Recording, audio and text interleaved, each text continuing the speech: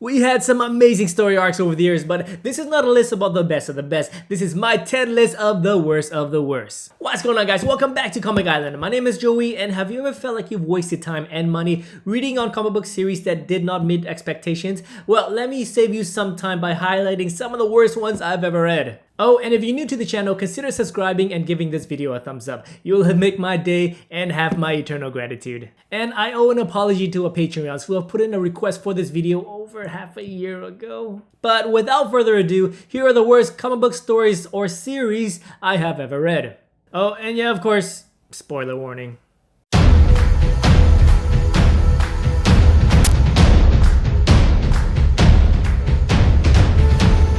Can there ever be too many Batman comic books? Justice League of America gave us a clear answer, and that's a yes. During its premiere, Batman was already a part of the Justice League series, his own self-titled series, Detective Comics, and All-Star Batman. Don't forget, he pops up every once in a while in Teen Titans, Red Hood and the Outlaws, Batgirl, and Batwoman. And let's not forget that he is the biggest villain in DC metal. That's right, Barbados was just a small villain next to the Batman Who Laughs, but if you really think about it, our Batman, Bruce Wayne, started the whole mess with the Dark Multiverse, but that's a story for another day. Let's get back to the JLA Volume 5. Batman was used on most of the promotional cover art to sell a new series, but the story itself focuses on Batman appointing Black Canary as equal partners in a fight to regain positive public relations with America and the rest of the world. Recruiting Vixen and Ray were good positive choices, but he couldn't get the main Adam to join his team, so he settled with Ryan Choi. But the questionable addition would be his bruiser, Lobo, who isn't loved by the public. Another villain he adds would be Killer Frost. Her side love story with the Adam Ryan Choi felt forced and pretty much uncomfortable in most of the pages I've read. But what is the payoff for us readers? Well, Batman is hardly there, and when he is there, he acts like a bully, making him seem heartless and unrelatable. The story focuses on the character development of everyone else, but there lies the problem. We came to read the Justice League of America, not Batman and his ragtag group of characters we barely know. Oh, and how Batman convinces Lobo to stay on Earth and fight the good fight is just hilarious and does not make any sense at all. DC's biggest event for 2015 was supposed to repair certain things from the DCU and bring back a ton of characters lost in a plethora of old stories dating back to the very beginning of the golden age of comics. We got back the golden age Superman and Power Girl, Hal Jordan, Parallax, the original Teen Titans, and a crap ton of past characters brought back to life, but the 8-issue Convergence Event itself fell so short of a great story. Too many heroes to focus on, and the villain keeps on changing. Is the villain Brainiac? Or is it this new villain named Telos? Then out of nowhere we got a new villain named Deimos. Who the hell is Deimos? Then there's the Earth 2 heroes whom I have no connection with. Yes, I know, these are the golden age superheroes, but as a kid reading comics in the 90s, I have no personal connection to Jay Garrick Flash and Alan Scott Green Lantern. Now, being a Batman fan, the best thing about Telos' decision to make different worlds battle to the death is to have Flashpoint Batman Thomas Wayne reunite with his son Batman. And finally, the showdown, the climax, the aftermath. What is the payoff of this epic mess? Well, Deimos dies. Telos becomes a good guy. Brainiac gets released from Mr. Terrific's T-Spheres from Future's End. And oh yeah, we will be discussing Future's End later. And finally, the universe is infinite again. DC stopped their New 52 branding, and writers now have free range of creativity again. But what about Earth Prime's Designate Earth Zero? Where do the main characters live? All we get is a quick glimpse of the main heroes looking upon the world of Telos from outer space, and well, that was it. Yep, next. Yes, we cannot forget about an event that made me question my passion for comics. Okay, that might be a bit harsh, but well, let's roll with it. 1 year, 48 issues total, and a crap ton of tie-ins. Future's End sets an awesome premise. 5 years later, Earth 2 refugees have settled in Earth Prime following the world's destruction by Apocalypse. War raged and killed tons of heroes, and we now have an unbalanced world where Earth 2 immigrants are treated with prejudice. Superman is aggressive, sporting a full face mask, and we have more heroes and side plots that I have no interest in. The first few issues left me feeling confused and discombobulated. Tons of questions are raised, but the intrigue started fading. 3 main characters are to lead the series: Frankenstein, Firestorm, and Terry McGinnis Batman. Love me some future Batman, but I had zero interest in Frankenstein and his Shade organization. Then I get thrown a curveball named Grifter. Who the hell is Grifter? Even when they sent John Constantine to bring back the original Superman, I still couldn't pick up another issue till the payoff at the end. Spoiler warning, of course, but, well, you may already know. Terry McGinnis dies and Tim Drake becomes the new Batman Beyond. Well, alright, I'm down for that. Brother Eye still succeeded in the future, and the series ends with Convergence being the next chapter to dig deep and get confused in. Personally, I clung onto Tim Drake Batman because that's the only redeeming quality that made it out of Future's End. But then, he gives up the title to a returned Terry McGinnis who suffered from amnesia and never went back to the past. Then Tim Drake disappears because, well, then the deal commanded it, and that was, well, I just think I got slapped by DC. Spider-Man One More Day is a story about Peter Parker and MJ bartering their marriage away to Satan himself, aka Mephisto, in order to save Aunt May's life. There's lots to love about a story where Aunt May's life is on the line, and the stakes are high because fan favorite Peter Parker finally got the girl to say yes at the altar, but then it goes down from there. Tons of doom and gloom with crime scenes, tortured facial expressions, and a lot of dark room hugging.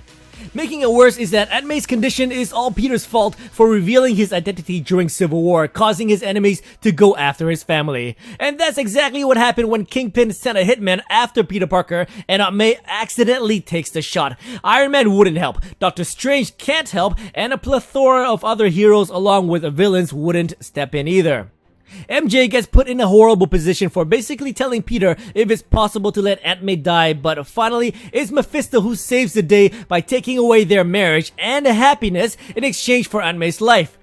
Oh, and he wipes away the memory of everyone who knew of Spider-Man's secret identity, returning things to the status quo. As a Spider-Man fan, this story makes it to the bottom of the list. The art is dark and gloomy. The story felt shallow. Parker's whole success as a comic book series is due to the fact that he is a very relatable character, but this story puts him in a dark place that we aren't ready for. He is needy and insecure enough to go to known villains to find a way to save his aunt's life.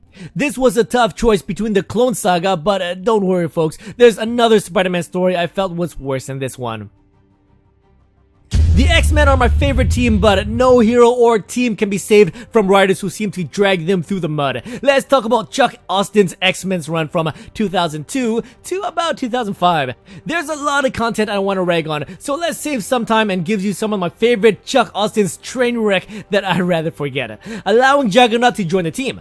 At this time, Marvel enacted a dead is dead clause, so Colossus, who was killed in finding a cure for the legacy virus, couldn't be brought back from the dead, and Rogue got decimated during her time with the Extreme X-Men.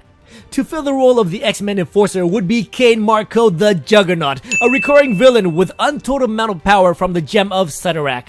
Well, next one is prostitution. The X-Men will always have a healthy sprinkle of sex, but throw in a mutant named Stacy X into the mix takes things a whole lot too far. Stacy X is a mutant prostitute with the ability to exude pheromones to either make a person climax or, well, vomit. Nothing wrong with these powers, but this prostitute turned X-Men didn't add much value to the team or the story. She spent most of her time trying to get with Archangel and Nightcrawler. If I had to make a list of worst X-Men ever, well, she would definitely be on the list. Speaking about Archangel, he got in bed with Forgotten X-Men Husk and did the dirty with Magu 3 as a witness. Then the final finger to the fans was how Chuck handled the aftermath of Magneto and Zorn. Following Grant Morrison's run on New X-Men, Magneto, under the guise of Zorn, gives Jean Grey a magnetic aneurysm which kills her, resulting in Wolverine killing the Master of Magnetism. Fast forward to Chuck's Uncanny X-Men. The true Zorn is revealed to be disguised as the brother of the original Zorn. Wait, what? The first Zorn is revealed to have a star for a brain, but the second Zorn, aka the first Zorn in disguise, has a black hole for a brain. Did Chuck Austen even read the original source material? The iconic Marvel hero is dead, so when I heard that there will be a follow-up story where test subjects forces some of Wolverine's closest allies into helping them locate the X-Men's adamantium encased body, well, I was down. What's not to love about a comic book which puts Sabretooth, X-23, Daken, Lady Deathstrike, and Mystique in the same room? But the payoff at the end of the story was what will make it or break it. Well, spoiler alert, the story ends with Mystique being the one pulling the strings in order to make a bunch of powerful and deadly characters help her resurrect her dead lover, Destiny. Then, when she finally reaches the endgame, she got played by Destiny trying to convince her to resurrect the dead Wolverine. Mystique refused and walks away disappointed. This ends the Wolverine series and Secret Wars starts next, which basically means that this all was for nothing because we are expecting a short reboot. The final kicker was that every issue was drawn by a different artist. I love consistency in artists, or at least until the short story ends and we get a new artist in. But with a new artist in every issue, I felt disconnected with the story itself. It's distracting and I lose interest fast. This time, I got slapped by Marvel. Frank Miller's name carries a lot of weight in the world of comic book writing, so I asked, what the hell happened? All-Star Batman felt like a huge slap to the face, and this is coming from a huge Batman fan. This is a reimagined story of how Batman meets his first Robin, and oh my god, calling it a train wreck is, well, a compliment. We know Batman is a broken person, hugely flawed, and wrong for having little boys in tights fighting for him in the night. Child services will have a field day with him, but this Batman is a disturbed, twisted, and despicable individual who uses women as objects, hates the police department, and beats his first recruit in hopes of training Grayson to become a worthy soldier in his war against crime. Oh, I forgot to mention, Batman didn't take Grayson in as a ward, no. Bruce Wayne straight up kidnaps the boy on his war against the Joker. Also, this is the kind of Batman who gave Grayson a hostage to torture. When Grayson turns his rage on the prisoner, Batman grins at the scene, seemingly proud of himself for the training he's given to his first soldier. Oh, and I can't forget about Wonder Woman calling men sperm banks. But, well, at least Jim Lee's art is amazing, so, well, there's that. I know, I'm gonna be crucified by you guys for bringing this up, but hear me out before sounding off in the comments below. Before bashing this iconic event which spanned across 7 issues encompassing Action Comics, The Adventures of Superman, Justice League of America, Superman the Man of Steel, and the self-titled Superman, I have to acknowledge its success and wonderful traits. This story drew national media attention when DC chose to kill off arguably their most iconic and powerful superhero by pitting an unknown monster against the Man of Tomorrow. This story is also considered to be the apex of comic book series just by the advertisement alone. The word Death of Superman spread across huge banners and the media followed closely. DC banged hard by doing the unthinkable, and this is only the first of 3 parts. You see, the entire Death of Superman starts with Doomsday, which ends with Soup's death, followed by Funeral for a Friend, where we see the ramifications of his death and how it affects the entire superhero community. Then, the Reign of Superman finishes it off by bringing in 4 men with the iconic S symbol on their chest, with the original finally returning with his black suit and a mullet. This entire story sounds amazing, especially Reign of Superman, but I want to focus on Kal's death during the first arc in Doomsday. A villain emerges from his containment, clad in green, fully covered, and one hand locked behind his back. While Superman attends a conference on live television, the secondary Justice League faces off against this creature dubbed Doomsday by Booster Gold. Superman arrives and the two repeatedly beat each other till the creature's clothing evaporates, revealing the true monster inside. No dialogue, no apparent motivation for the destruction, no grand plan, just brutal rage and exploding building. Did Michael Bay write this story? Anyway, the two powerhouses changes blows till they arrive at Metropolis, where the two continues to exchange blows until they both kill each other. The last scene goes down in history, showing Lois Lane holding the love of her life, but in this case, well, lifeless. That is it in a nutshell. No grand plan, no cliffhanger, except for the promise from DC that the great Man of Steel will die. And DC laughed their way to the bank because the first part of the Death of Superman banks hard. As a matter of fact, all Superman titles experienced an increase in sales, but sales started falling after Superman returned from the grave. This ignited a new wave of fans calling DC's death of Superman a publicity stunt to increase sales and ultimately returning one of their precious heroes to life. As a fan of storytelling, in my opinion, Superman's death fell short and tripped at the finish line. Superman is meant to be a benevolent god living amongst men. Pitting Lex Luthor against a god makes for a great David versus Goliath story. Then we get other awesome stories where Superman's strength is required, but it's not the end-all be-all. Superman vs. Darkseid is a great example of a dictator finally meeting his match. The best fight for me was when Superman fought the Kryptonian god Ra, written by Brian Hitch.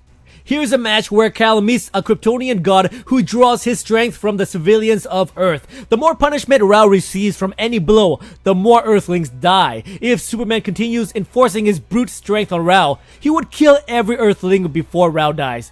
That's a fight I want to watch. Take my money.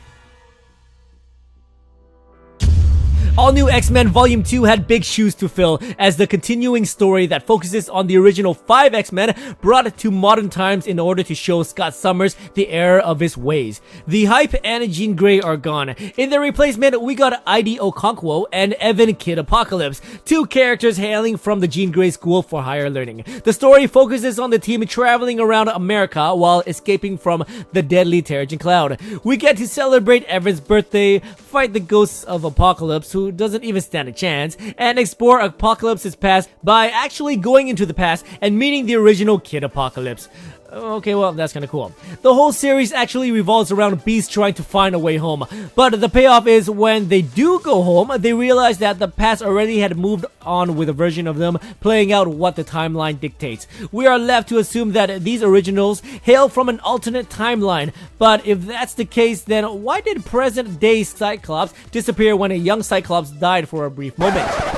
Okay, so quick note here, guys. I actually made this video about 4 months ago and I actually forgot about it until now. So the answer to this little weird time paradox was actually explained later on in the All New X-Men series. So it turns out the future Brotherhood of Evil Mutants, led by the son of Xavier, was impersonating the original X-Men in the past. But then the Brotherhood was eventually defeated, meaning that these 5 original X-Men are the ones from continuity. Okay, back to the video. I felt disconnected by the entire series. There wasn't any drama that hooked me in and compared to its predecessor, and then there's the forced love drama between Angel and X-23. I was looking for a high-stakes drama and events that will solidify the all-new X-Men Volume 2 as a must-read in the continuum of the X-Men comic book franchise. Maybe X-Men Blue will be better. Okay guys, we are ending the list with a bang. Spider-Man Sins Past is by far one of the worst story arcs I've ever read, written by talented writers nonetheless. Let's break it down for those who haven't dared touch this comic book with a 10-foot pole. Norman Osborn kills Gwen Stacy above the Brooklyn Bridge by throwing her over as a way of tormenting Peter Parker Spider-Man, but what we didn't know was that prior to that, Gwen Stacy and Norman got on and had twin babies. Yeah, that's right. The sweet Gwen Stacy got it on with her friend's creepy dad and went all the way and didn't take the morning after pill, which resulted to twins, 1 boy, 1 girl. The twins were raised in Paris by Norman, then they were aged to adulthood where they were told that Parker was their father. The obvious happens where the children of Gwen Stacy attack Spider-Man with Osborn being the puppet master. To add insult to injury, Peter talks to his wife Mary Jane and she tells him that she knew about it for years. What the f***? Spider-Man has amassed a ton of comic book fans by being the underdog and gets thrown into tons of challenges by writers over at DC Comics, but come on, his girlfriend at the time, Gwen Stacy, went all the way with one of his greatest enemies, resulting in twin babies that tried to kill him? That's just too much. Marvel has not mentioned this event in any comic ever since. Maybe Secret Wars 2 retconned this. Yay, Secret Wars.